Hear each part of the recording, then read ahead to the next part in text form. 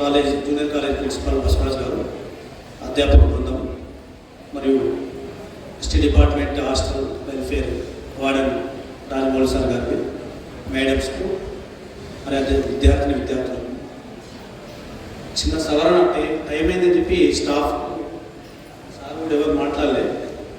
ఎవరైనా మీరు కొంచెం ఇంకొక 10 నిమిషాలు ఓపిక ఉంటే ఆనవాయితీ ప్రకారం ఎప్పుడు కూడా ఎవరో ఒక స్టాఫ్ మెంబర్ కానీ సార్ కానీ 1 నిమిషం మాట్లాడినా తృప్తిగా ఉంటుంది. మీరు ఓకే అంటే ఎట్లాగా రోజు మనం 1:32కే లంచ్ చేస్తాం కదా, ఒక 2 మినిట్స్ మాట్లాడేద్దామా, లేదంటే నేనే మాట్లాడేసి క్లోజ్ చేద్దామంటే క్లోజ్ చేద్దాం.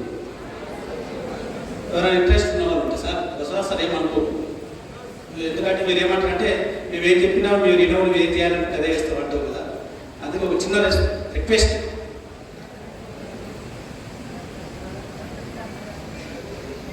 సరే, నేటి ఈ కార్యక్రమానికి మరి ఫస్ట్ ఇయర్ సెకండ్ ఇయర్ విద్యార్థులు మరి ప్రేమపూర్వకంగానే ఫైనల్ ఇయర్ విద్యార్థులకు ఫేర్వెల్ డే ఇవ్వాలి, ప్రతి సంవత్సరం కూడా ఆనవాయితీగా ఉంటుంది అని చెప్పి మీకు చెప్పడం, మీరందరూ కూడా స్పందించి ఈరోజు ఈ చక్కటి కార్యక్రమానికి శ్రీకారం చుట్టినందుకు ప్రత్యేక ధన్యవాదాలు. ఫైనల్ ఇయర్ విద్యార్థులు చాలా మటుకి చదవడం ప్రారంభించారు, ప్రిపరేషన్ ఆదేశం కూడా బాగానే ఇచ్చాం. ఇక నేను ఒక్కటే చెప్పేది ఏంటంటే కొన్ని విషయాలు ఇంతకుముందు సార్ చెప్పినప్పుడు కొన్ని మెమరీస్ నాకు కూడా బాగా అట్టాయి.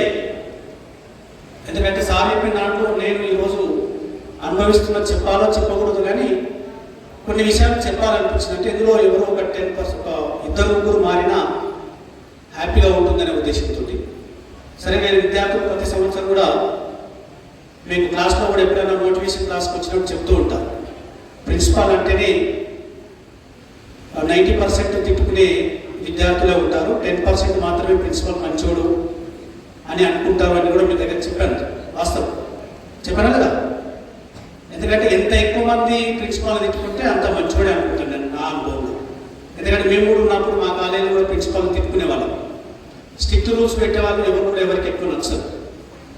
అట్లా చెప్పి మిమ్మల్ని ఎప్పుడు కూడా ఇబ్బంది పెట్టాలి, మీరు కాలేజీ వల్ల ఇబ్బంది పడాలి, ఫెయిల్ కావాలి, అది కావాలి ఏదో ఒకసారి అంటుంటాం.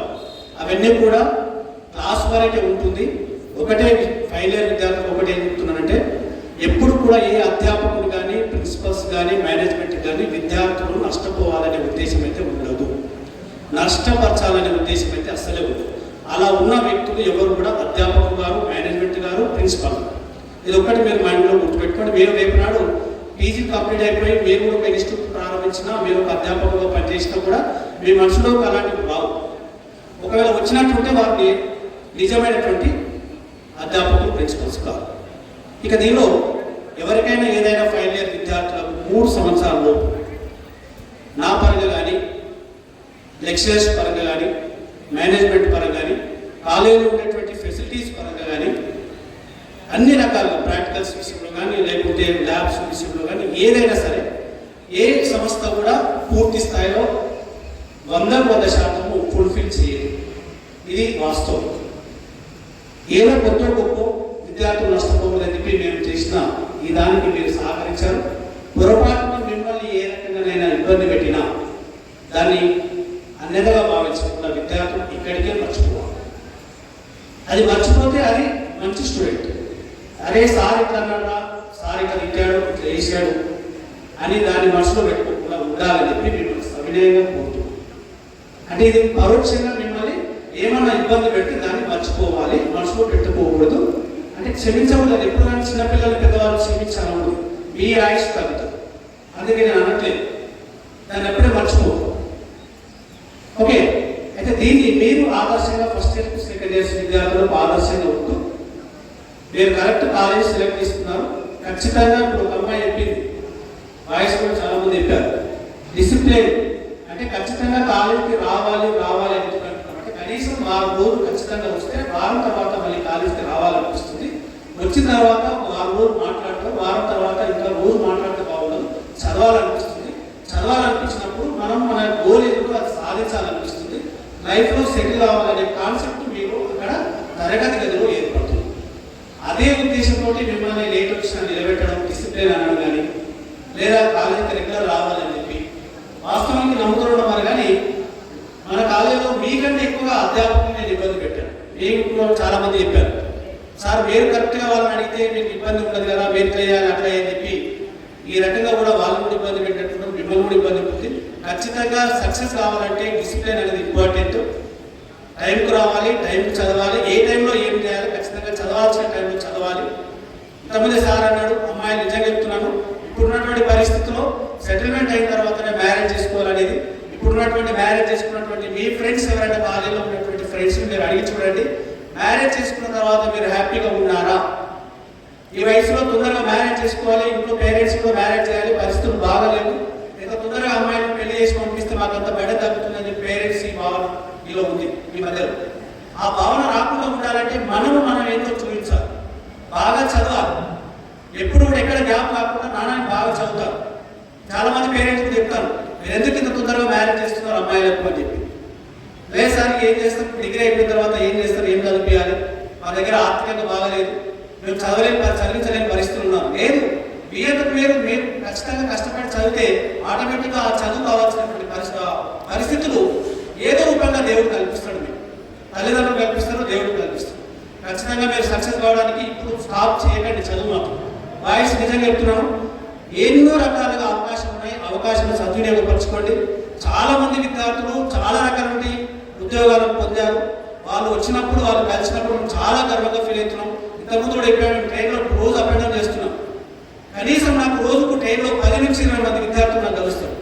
కానిస్టేబుల్ కానివ్వండి, టీచర్స్ కానివ్వండి, లేకుంటే వేరే సాఫ్ట్వేర్ కంపెనీలో వాళ్ళు నేను వెళ్తూనే ఎవరో ఒకరిద్దరు విద్యార్థులు తర్వాత విషయం. చాలా మంది విద్యార్థులు అక్కడ వెళ్ళిన తర్వాత వాళ్ళు సీట్ ఇవ్వడం, అక్కడ ఉండే ఎవరైతే ఫ్రెండ్స్ పరిచయం చేయడం, మా సార్ మా గురువు ఈ రకంగా చెప్పడం వల్లనే మేము ఈరోజు ఈ స్థాయికి వచ్చాం. కొందరికి నమ్ము రావచ్చు, తర్వాత నవ్విన వాళ్ళు ఒక 10%, దానికి నేను ఇబ్బంది పడను. వాళ్ళు చెప్తూ ఉంటే మేము గర్వంగా ఫీల్ అవుతాం. అంటే అది మనం చేసే వృత్తి చాలా పవిత్రమైన వృత్తి. సరే, ప్రతి వ్యక్తులు కూడా ఏదో కొన్ని పొరపాటు చేస్తారు, కొన్ని మాటలు మాట్లాడతారు, కొన్ని అప్పి చేస్తుంటారు. అట్లా ఏ పద్ధతి కూడా వ్యవస్థ నడవదు. కాబట్టి ఆ విషయంలో అనేదిగా భావించకుండా మీరు కూడా పూర్తి స్థాయిలో సక్సెస్ అయ్యి ఫైనల్ ఇయర్ విద్యార్థులు ఖచ్చితంగా ఫ్యూచర్ని ఇంతకుముందు చెప్పినట్టు బిఏడ్ కానీ, డిఎడ్ కానీ, మన పీజీలు కానీ, లేదా ఐసెట్ కానీ బాబు ఒక 5 నిమిషాలు క్లోజ్ చేస్తున్నారు. ఖచ్చితంగా సంవత్సరం వేస్ట్ చేయకుండా, వేస్ట్ అయిన వాళ్ళు ఇంటి దగ్గర ఉండి ఎంత ఇబ్బంది పడుతున్నారో. మొన్న ఎగ్జామ్ ఫీజు కట్టడానికి, సప్లిమెంటరీ ఫీజు కట్టడానికి వచ్చిన విద్యార్థి ఒక్కొక్కరు 6,000 నుంచి 9,000 రూపాయల ఫీజు కట్టిపోయారు. కొందరు విద్యార్థులు 10,000, 12,000 ఫీజు ఉంటే కట్టలేదు.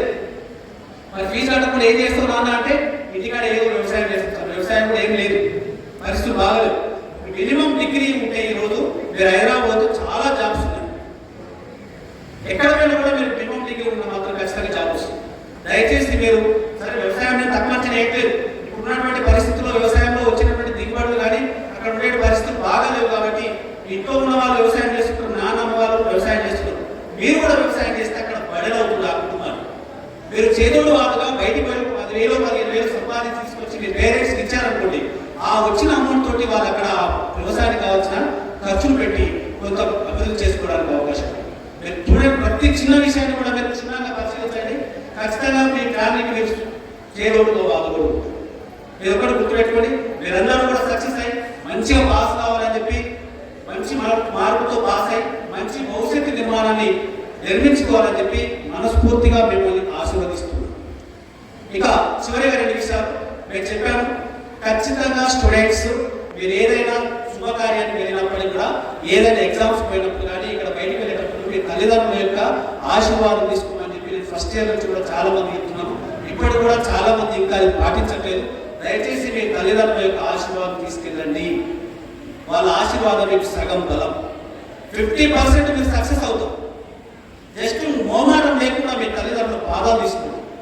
ఆ రోజు దేవుళ్ళు కనీసం ఇప్పుడు అలా కానీ, లేకుంటే క్రీస్తు కానీ, లేకుంటే దేవుడు కానీ ఆ రోజు కొంచెం ప్రేయర్ చేయండి. దేవుడు మొక్కండి, తల్లిదండ్రుల పాదం తీసుకోండి. పోయి మా దేవుడు మాకు సక్సెస్ కావాలి, అమ్మ నాన్న సక్సెస్ చేయండి, జీవించమని వేడుకోండి.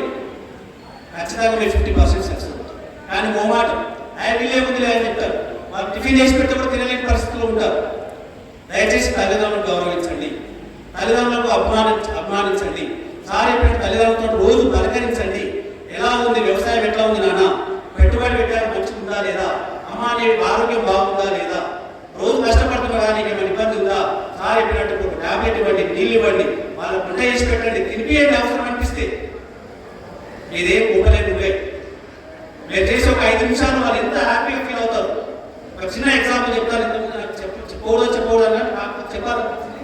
మొన్ననే రీసెంట్గా నా అనుభవంలో చెప్తున్నాను. ఒక 1 వీక్ కాలేజ్ రాలేదు, 10 days 1 వీక్ ఫస్ట్ లెవెల్ తెలుసు, ఐడియా ఉండొచ్చు. అంటే నేను అదృష్టవంతులు ఎందుకంటే నాకు తల్లిదండ్రులు ఉండదు. వాళ్ళు 80 years తండ్రి తల్లి. వెంబడే నాన్నకు ఒక 15 రోజుల నుంచి బాగా హెల్త్ ప్రాబ్లం అవుతే మామూలు హాస్పిటల్ తీసుకుపోయి ఆపరేషన్ చేయించారు. తీసుకొచ్చి ఇంటి దగ్గర ఇలా రీఛార్జ్ చేసి ఇంట్లో పెట్టారు. అమ్మకు కడుపు నొప్పి స్టార్ట్ అయ్యింది. ఇమీడియట్గా నాన్న అక్కడ పెట్టి అమ్మని మళ్ళీ హాస్పిటల్ తీసుకొని మళ్ళీ హైదరాబాద్ తీసుకెళ్ళారు. ఇద్దరికి ఆపరేషన్ తీసుకొచ్చి మా అమ్మకు ఆపరేషన్ చేసి హాస్పిటల్లో ఎమర్జెన్సీ వాళ్ళు వచ్చిన తర్వాత ఫస్ట్ నన్ను రమ్మని వాళ్ళు నాకు చిన్న కొడుకు రమ్మని చెప్పారు. వెళ్ళిన తర్వాత మా అక్కని ఇద్దరు పోయాము. పోతే మా అమ్మ ఏం చేసింది, చేతులతో జోడించి కొడుకా నన్ను బతికించినావు, నువ్వు దేవుడు అన్నారు. హాఫ్ అన్ అవర్ వేసాను అక్కడే ఎమర్జెన్సీ వాళ్ళు. డాక్టర్ నర్సు వచ్చి వాళ్ళు ఎందుకు ఏడుస్తున్నారు అంటే, ఒక తల్లి ఒక కొడుకును దేవుడా అన్నది అంటే నేను వేస్ట్ అనిపించినాను. అంటే నా తల్లిని నేను బతికించుకున్నాను, నా తల్లిని నేను బతికించుకున్నాను. బాధ్యత అది. వారు లేదు మనం ఈ సమాజంలో లేని ఇంతమంది దగ్గర వచ్చి స్టేజ్ గాడి లేని ఇక్కడ జన్మనిచ్చారు. చాలా మంది విద్యార్థులు అమ్మాయిలు ఏం చేస్తారంటే, నాకేం చేసావు నువ్వు, ఓ బైక్ కొని ఇచ్చావా, లేదా 1 లక్ష రూపాయలు ఇచ్చావా, లేకపోతే డ్రెస్ కొని ఇచ్చావా, సార్ తప్పు చెప్పినట్టుగా అమ్మ నాకేం ఇచ్చినావా చెప్పాడు. మాకు జన్మ లేదా, ఒక జన్మ చాలదా వాళ్ళు అభిమానించడానికి? వాళ్ళను ఖచ్చితంగా గౌరవించాలి. దయచేసి నేను మళ్ళీ చెప్తున్నా, ఎందుకంటే అనుభవంతో చెప్తున్నా. తల్లి తండ్రి గురువు దైవాన్ని నమ్ముకున్నాడు ఎవరు కూడా చెడిపోలేదు. మనసులో ఏదున్నా మర్చిపోవాలి, వాళ్ళని మాత్రం విస్మరించకూడదు. ఎవరో పక్క వాళ్ళు చెప్తారు, మీ నాన్న మీకు మంచి చేయలేడు, మీ అమ్మ మీకు మంచి చేయలేదు, వాళ్ళేంద్రా మీకేం చేసి. మా అమ్మ మా నాన్న కూడా ఎంత రోజు 7 రూపాయలు ఖర్చులకు ఇస్తున్నారు, రోజు బైక్ పెట్రోల్ ఇస్తున్నారు, రోజు నాకు ఖర్చులకు డబ్బులు ఇస్తున్నారు, ఫోన్పేకు అదే ఫోన్లో రీఛార్జ్ చేస్తున్నారు, నాకు కొత్త ఫోన్ కొనిచ్చారు. ఈరోజు ఫోన్ లేని వాళ్ళే అదృష్టం. ఎందుకంటే వాళ్ళ తల్లిదండ్రుల దగ్గర డబ్బులు లేవు, కొనిచ్చలేరు. అమ్మాయిలు అబ్బాయిలు ఎవరైతే ఫోన్ తీసుకోలేరో, మా అమ్మ నాన్నలు వాళ్ళు డబ్బు లేదు కాబట్టి ఫోన్ ఇవ్వలేరు కాబట్టి వాళ్ళు అంత అడ్జస్ట్మెంట్ అవుతున్నారు. ఫోన్ లేని వాళ్ళు ఒకసారి చేతులు ఇవ్వండి. మా పేరెంట్స్ మాకు ఫోన్ ఇవ్వలేరు అన్నారు, వారు యాక్సెప్ట్. ఎందుకంటే పేరెంట్స్ దగ్గర డబ్బులు లేవు కాబట్టి వాళ్ళు అడ్జస్ట్మెంట్ అయ్యి ఫోన్ లేకుండా ఉన్నారు ఈరోజు. ఇది రియాలిటీ. అంటే ఇవన్నీ కూడా మీకు వేరుగా ఉండొచ్చు. దయచేసి అనుభవంలో చెప్తున్నా నేను. ఖచ్చితంగా తల్లి తండ్రి గురువు దైవము నమ్ముకున్న వ్యక్తులు ఎవరు కూడా చెడిపోలేదు. ఇది ఒక్కటి మీరు నమ్మండి. నమ్మిన తర్వాత మీరు ఒక 5 years 6 years తర్వాత ఇదే విశ్వభారతిలో ఉన్నాం. దాదాపుగా 2002 నుంచి ఇదే కాలంలో పనిచేస్తున్నాను. చాలా మంది విద్యార్థులు వచ్చారు, సార్ మేము చెప్పింది నిజమే, మేము ఇట్లా అభిమానించాం, ఇట్లా గౌరవించాం, ఈరోజు సక్సెస్ అయ్యాం, ఈరోజు మా తల్లిదండ్రులు ఈ విధంగా చూసుకుంటున్నాం, చాలా గర్వంగా ఉన్నారు. మీరు కూడా ఆ రోజు ఒక 5 సంవత్సరాలు 6 సంవత్సరాల తర్వాత 2 సంవత్సరాల తర్వాత కాలేజ్కి వచ్చి నాకు కలవండి, సార్ మీరు చెప్పినట్టు మేము పాటించాం, మేము ఈరోజు సక్సెస్ అయ్యాం, మేము ఇలా సంపాదిస్తున్నాం, మేము చాలా హ్యాపీగా ఉన్నామని మీరు చెప్పగలుగుతారు. దయచేసి వాస్తవానికి విశ్వభారతి విద్యార్థులు, నేను చాలా మంది సార్లతో కానీ మేనేజ్మెంట్ చెప్తాను. మేనేజ్మెంట్ కూడా ఏం చెప్తారంటే, సార్ నువ్వు మారవా, నన్ను అడుగు మారవా సార్ అంట. ఎందుకంటే ఎన్ని విషయాలు జరిగినా ఎంత పేరెంట్స్ వచ్చి నన్ను తిట్టిపోయారు. మా పిల్లల్ని నీరే మనము నీరెవరు మనం తిట్టారు, మా పిల్లలు తిట్టడానికి అని చెప్పి తిట్టిపోయారు, కొడతామని కూడా అన్నారు. సార్ మారు సార్, పిల్లలు ఏటి వచ్చినా పట్టించుకోకు, కాలేజీకి రాకుండా పట్టించుకోకు, వాళ్ళు చదివినా చదువుకున్నా పర్వాలేదు. డిగ్రీ స్థాయిలో ఈ కాలంలో ఉన్న విద్యార్థులు ఎవరు కూడా మనం చెప్పినట్టు వినట్లేదు, చదవట్లేదు, వారు ఎంజాయ్కి ఇంపార్టెన్స్ ఇస్తున్నారు. నీవు ఎందుకు అంతగానో మోటివేషన్, వాళ్ళకి ఎందుకు అంత ఇబ్బంది పడుతున్నావు, ఎందుకు బీపీ పెంచుకుంటావు, ఎందుకు ఆరోగ్యం ఖరాబ్ చేసుకుంటావు అని చెప్పి మీటింగ్ పెట్టినట్టు చెప్పారు మేనేజ్మెంట్ అంతా కూడా. సరే అని వాళ్ళ ముందు చెప్తారు, కానీ వినట్లేదు. ఎందుకు వినట్లేదు అంటే 500-600 మంది విద్యార్థుల్లో కనీసం 10 మంది విద్యార్థులు మారినా నాకు చాలు. 10 మంది, నేను 500-600 అడగట్లేదు. 10 మంది విద్యార్థులు డిసిప్లిన్గా వచ్చి చదివి సక్సెస్ అయ్యి ఆ 10 మంది నుంచి ఇంకొక 10 మంది ఏదో నేను ఇంద్ర డైలాగ్ డైలాగ్ కొట్టలేదు. ఆ 10 మంది ద్వారా ఇంకొక 10 మంది అయినా సరే డిసిప్లిన్ అంటే ఇట్లా ఉండాలి అని చెప్తే నా వృత్తికి నేను న్యాయం చేసినట్టు అంతే. నేను అదే నమ్ముతా. నేను ఫస్ట్ తల్లి నమ్ముతా, తండ్రి నమ్ముతా, గురువుని నమ్ముతా, నా వృత్తిని నమ్ముతున్నాను. వాస్తవానికి నేను ఫ్యామిలీ కూడా ఇంపార్టెన్స్ ఇవ్వరు కానీ నేను అట్లా ఈ వృత్తికి అంత ఇంపార్టెన్స్ ఇస్తాను. కాబట్టి ఈరోజు ఈ రకంగా సక్సెస్ అయ్యాను. అన్ని రకాలుగా సక్సెస్ ఉన్నాను. ఆర్థికంగా సక్సెస్ ఉన్నాను, ఫ్యామిలీ పరంగా సక్సెస్ ఉన్నాను. పిల్లలకి ఏం చేయాలో చేస్తాను, ఫ్యామిలీకి ఏమేం చేయాలో, తల్లిదండ్రులు పేరెంట్స్కి ఏం చేయాలో ఎవరిని కూడా ఎక్కడ కూడా 1% విస్మరించలేదు. మీరు కావాల్సి తెలుసుకోండి. నేను డిసిప్లిన్, నాకు డిసిప్లిన్ నేర్పారు కాబట్టి, ఆ డిసిప్లిన్తో నేను డెవలప్ అయ్యాను కాబట్టి మీరు కూడా ఆ డిసిప్లిన్ మెయింటైన్ చేసి మీరు కూడా డెవలప్